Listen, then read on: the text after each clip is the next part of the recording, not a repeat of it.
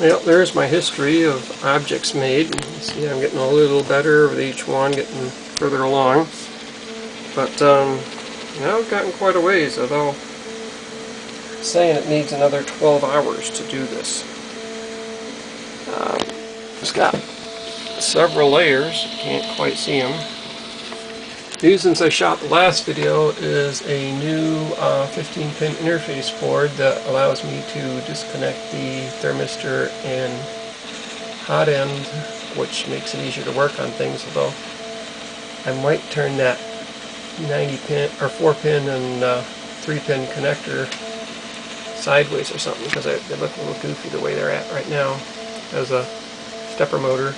And my stepper motor 4-pin isn't the right size, so I had to make an adapter from a standard 4-pin to the mini 4-pin for the stepper motor. Fan plugs in with no problems.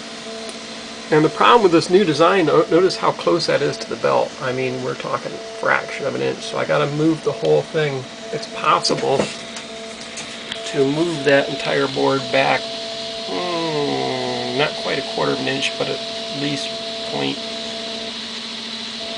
a tenth of an inch, because we're not into any of the circuitry area yet.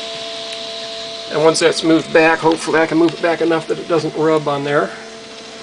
Also, I've marked the extruder tension, so I have an idea where to set the tension at.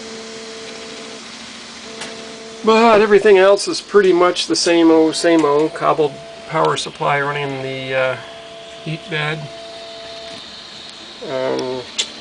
Yeah, everything else is pretty much the same as last night, other than I figured out how to take programs and run them back through Slicer. You configure Slicer with the wizard to your extruder 1.75 and nozzle 0.4 millimeters, and the defaults are 3 millimeter filament and 0.5 nozzle. So if you don't run it through Slicer and get it changed, it won't have enough material, and that's why I got these earlier results.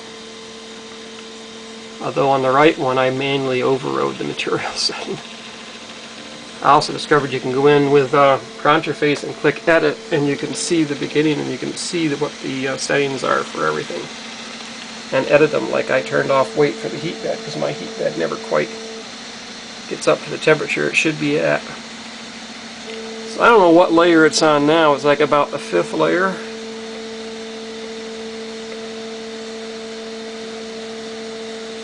Now it's going straight.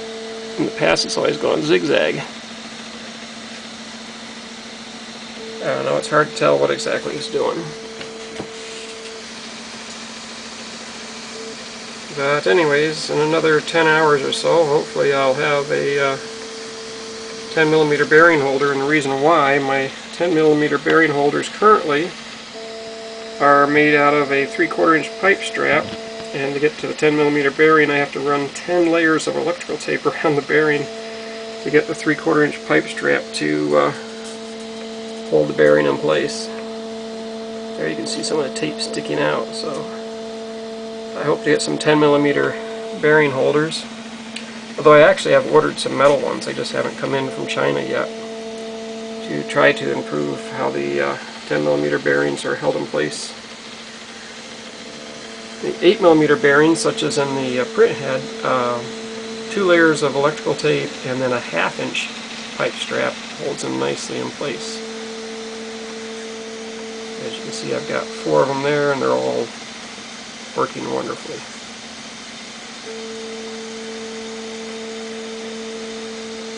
So anyways, I thought I'd do another update on the video and say, hey, I finally got everything working properly, and wonder how close I can get in.